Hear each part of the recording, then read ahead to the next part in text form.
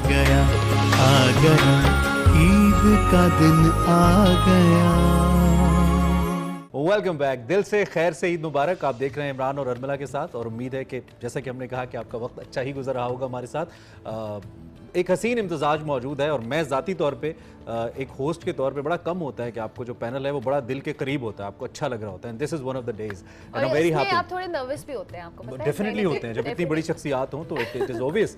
जिनको देख के आपने बोलना सीखा हो तो इट्स ऑब्वियस। हमारे साथ खान साहब भी मौजूद हैं, जावेद बशीर साहब। इनसे भी हम थोड़ा सा ईद के हवाले से, खान साहब, एक तो ये है कि हम जितने भी लोग स्क्रीन से या माइक से वाबस्ता हैं, कहीं ना कहीं मुझे लगता है कि हम रिलेट कर जाते हैं अपनी ईदों को, काम को लेकर, मसरूफियात को लेकर, ऑडियंस को लेकर डेडिकेटेड होते हैं थोड़े, मुझे लगता है।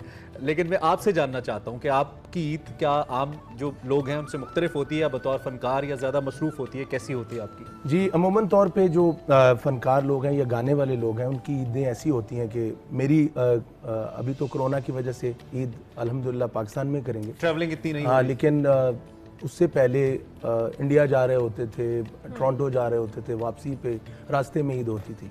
कई दफ़ा सालगिरह भी मेरी इस तरह ही होती है कि अच्छा। जहाज़ में हो रही होती है। तो ये तो मिस करते थे लाहौर की ईद जाहिर और है, बाहर की ईद? जाहिर है, क्यों नहीं, वो तो अपनी फैमिली को तो हर बंदा मिस करता है। आप सुबह सवेरे कोई रियाज करते हैं ईद वाले दिन, जो मुनासबत रखता हो ईद की खुशियों के साथ? कौन सा राग? वैसे तो खुशी का राग। वैसे तो जो सुबह के क्या दुरानिया होता है वो मतलब गुजरी टोडी हो गई या बैरागी हो गई या कुछ जो सुबह के, या भैरवी गा के बताते हैं ना, ताकि ईद का ये माहौल। भैरों, मतलब मैं सुना देता अच्छा, हूँ। भैरो। सारे गा मा पा दा ने जा रे ने जा ने दा पा मा गा वाह वाह वाह वाह वाह वाह। पदा ने दा पा दा मा पा ने दा पा दा मा पा गा गा मा रे रे गा। अल्लाह ओ अल्लाह जले शान अल्लाह, तेरो नाम लिए होवे मोरी तसल्ला अल्लाह। वाह वाह वाह वाह। मुनासिबत से बहुत आप हमारे हमसाये में आ जाएं ईद के दिन। तो ईद अच्छी होगी सुबह सुबह। आयशा, आपकी ईद ऑब्वियसली मीडिया पर्सन जैसे फनकारों की ईद बड़ी मुख्तलिफ होती है। मेरे ख्याल से जब से हम प्रोफेशनल लाइफ में आए हैं, हमारी ईदें भी बड़ी मुख्तलिफ होती हैं। बिल्कुल ऐसे ही। आपकी ईद किस तरह से डिफरेंट है? मेरी ईद देखिए, बहुत ख्याल होता है लोगों का कि सेलिब्रिटीज़ की ईद बहुत अलग होती है। हम भी उसी तरह, यानी आप भी जानती होंगी, हम भी उसी तरह के इंसान हैं जैसे बाकी सब हैं। मैं तो नहीं। माजरत सर, आप बिल्कुल नहीं है। तो कहने का मतलब ये कि सुबह उसी तरह शीर खुरमा बनता है बच्चों के लिए, फिर बच्चे उठते हैं और फिर उनकी डिमांड होती है कि उठते साथ सांस लिए बगैर पहले ईदी हमारे हाथ में थमा दी जाए, और मर्जी का नोट लेना है उन्हें। पिछली दफा आपने कम दिए थे, इस दफा ज्यादा चाहिए। अब्बू से अलग मिलेंगे, अम्मा से अलग मिलेंगे। डॉलर रेट के साथ ऊपर नीचे जाता है बच्चों का रेट भी? आप आहिस्ता बोले। आपकी बेटी बैठी हुई, बेटी आप देते ही हैं ये ईदी? कितनी दी थी पिछली मरतबा? 500? नहीं 5000। 5000। 5000 खुदा के लिए तार साहब, 500 में तो उसने कहा है चॉकलेट भी नहीं आती बच्चों ये तो की। मेरे पास गवाह मौजूद है। फिर मेरी डिमांड होती है कि आप पहले तैयार होकर आएं। आप तैयार होंगे तो आपको ईद मिलेगी। ये क्या बात है? सर, ईद तो तभी उसके बगैर होगी तैयार शायद जब बच्चे दीन ज़िक्र पे होगी, नहीं होते, ऐसा लगता जब है। खूबसूरत कपड़ों में जो इतने लिबासों पे कपड़े मतलब पैसे लगते हैं, तो उनमें मलबूस होकर जरा आए ना सामने, उसके बाद पूरा तैयारी अच्छा, करके ये फिर मलबूस किस तरह होते हैं? मतलब हम तो तैयार पहनते होकर हैं ना। चलिए पहन लीजिए, उसके बाद आ जाइए। तो मेरे खास तरीका है, हम भी कभी मलबूस हो जाए। बच्चों की सर, बच्चों की होती है, उनको चूड़ियां भी चाहिए। अच्छा, आपका ख्याल है, मुझे बच्चों का पता नहीं, होती है।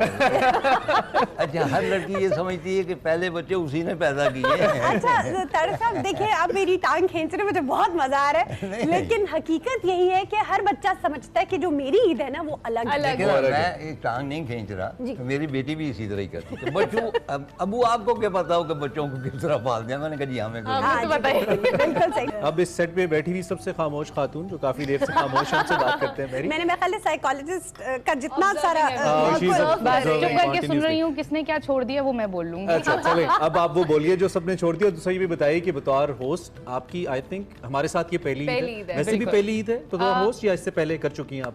नहीं, I think it's my first as a host. So how is the experience, थोड़ा सा बताइए। पहली बात तो ये है, मुझे लगता है कि किसी भी लाहौरी को ये इस बात से डिसएग्रीमेंट नहीं नहीं होगा कि हमारे लिए हर दिन ही ईद का तरह का ही होता है, क्योंकि जब आप घर से बाहर निकलते हैं तो मतलब ईद जिस का तरह सही से समय मिलता है आपको सेम, हर मतलब जगह। आपको ट्रैफिक सुबह 4 बजे भी वैसी ही मिलेगी और शाम को 8 बजे भी वैसी ही मिलेगी। हमारे लिए एंटरटेनमेंट खाना है और हम बाहर निकलते हैं और हमें सुबह से लेकर रात तक आप लाहौर के अंदर जहाँ मर्जी देखें आपको खाना मिलेगा। मेरे केस के अंदर मुझे लगता है कि क्योंकि थोड़ा सा अगर पर्सनल एक एक्सपीरियंस बताऊँ तो क्योंकि हम लोग इस तरह से कह लें कि 4 किस्म की ईदें हैं जो हम मनाते हैं। हम क्रिसमस भी है, ईस्टर भी है, ईद उल अज़हा भी है, ईद उल फितर भी है। तो हमारा जो एक्सपीरियंस है मेरा ख्याल है कि as a family and as myself I'd say कि वो जो एक as a observer but then as somebody who's part of the whole festivity वो बहुत इंटरेस्टिंग होता है। फिर तो तारड़ साहब ने जो 166 मनाई है 83 में, वो अब तकरीबन आप उतनी मना चुकी होंगी। Well should I tell my age now? No, not really. We didn't ask them, हम खवातीन से नहीं पूछते, चलिए, मैं ठीक है। पूछने देती हूँ। हाँ, नहीं नहीं, हमें मर्दों से भी नहीं पूछना चाहिए। हाँ, वैसे you are right. क्योंकि age is just a number and it's as you're as old as you believe. So आप 5 साल के भी हो सकते हैं। बिल्कुल। तो खैर ये है, तो आई थिंक कि वो ये बड़ी रिडिकुलस बात है। मैं एक बूढ़े के तौर पे एहतजाज करता हूँ। मतलब मुझे खुद कोई एतराज नहीं है। लोग आपको कहते हैं you are as old as you feel. जी। Damn it, it isn't so. मैं बहुत सारी चीजें करना चाहता हूँ जो मैं नहीं कर सकता, क्योंकि I'm old। और यहाँ टेलीविजन पे वो मैं बयान नहीं कर सकता। अच्छा, उसके बाद कहते हैं जी ओल्ड इज गोल्ड। बहुत मजा आ रहा है ये भी बूढ़ों को बेवकूफ बनाने के लिए ओल्ड उस गोल्ड किस तरह हो गया? गोल्ड जब वो पहले जवानी में था तो तभी गोल्ड होगा, अब अगर तब तांबा है तो अब भी तांबा होगा। इसी तरह जैसे मेरे ख्याल से बूढ़े जो हैं बहुत देखिए बूढ़े, एक सेकंड, बूढ़े बहुत, मैं एक बूढ़े के तौर पर मेरी प्रायोरिटी सर, है, बिल्कुल। या तो मुझसे उम्र से ज्यादा हो। नहीं सर, तो बिल्कुल। वो कहते हैं कि जनाब लोग अक्लमंद हो जाते हैं। अब ये बूढ़ों ने प्रोपेगेंडा किया हुआ है कि आप बूढ़े होकर अक्लमंद हो जाए। अच्छा, कि हमने अच्छा, ये बाल प्रोपेगेंडा है आपके? हाँ, आपके ये ख्याल में ऐसा totally। नहीं होता? मेरे तजर्बे के मुताबिक जो मेरे साथ कॉलेज स्कूल में पढ़ते थे उनमें से 99% अगर तब अहमक थे तो अब भी अहमक है, जरा एडवांस स्टेज पे। यानी कि उम्र ने उनका कुछ नहीं उम्र किया। ने उनका कुछ नहीं बिगाड़ा। वो जो एक्सपीरियंस होता है उससे कुछ लर्न करने के लिए 2 या 3% लोग होते हैं। तो नेवर से दैट, क्योंकि जब आप पहुंचेंगी हमारी उम्र को फिर हम देखेंगे कि you are as old as you feel. अंग्रेजी तो ठीक है लेकिन वो it doesn't apply.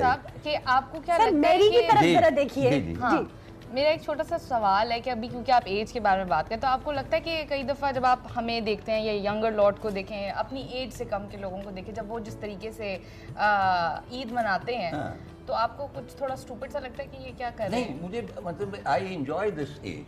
I assure you कि मुझे कई लोग पूछते हैं, मैं सबसे ज़्यादा जो पूरी एज है मेरी उसमें जो एंजॉय कर रहा हूँ ये पीरियड कर रहा हूँ, वाह। क्योंकि it is a golden period. Otherwise मेरी कोई रिस्पॉन्सिबिलिटीज़ नहीं है, बच्चे बड़े हो गए हैं, बच्चों का मुझे कुछ परवाह नहीं है क्या बनते हैं, ये उनके वालिदैन जाने, ठीक है ना? चुनाचे I am enjoying this You're old done with age. your responsibilities, माशाल्लाह। अच्छा सर, इजाजत है कुछ कह दूं? By as old as you believe yourself to be is कि आप यही बात कि बेफिक्री है और जैसे बचपन में होती थी कि कोई टेंशन नहीं है, कोई पढ़ाई लिखाई नहीं करनी है। नहीं, बचपन में हमें टेंशन होती थी, आपकी तरह नहीं कि पढ़ा नहीं है और आ गए।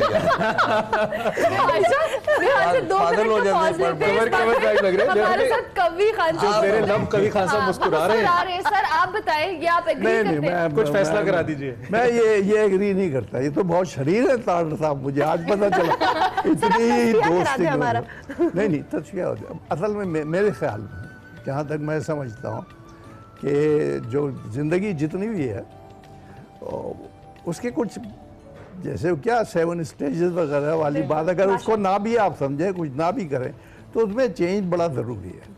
ये चेंज इतना ही ज़रूरी है, जैसे पहले फिल्म आप देखते थे तो आंखें खोल के यूँ, उसके बाद यूँ हो गए, फिर यूँ हो गए, फिर अब आपकी ये जो कटिंग वटिंग है आपकी सारे को ये कटा करिए, अब ये यहाँ पहुँच गई है। पहले ऐसा नहीं था। पहले एक फ्रेम में पूरा गाना पिक्चराइज हो जाता था और गाने वाले जो होते थे तो खूब वो भी शेर होकर गाते थे और सुनने देखने वाले। तो ज़माने के साथ साथ चीज़ें बदलती जाती हैं।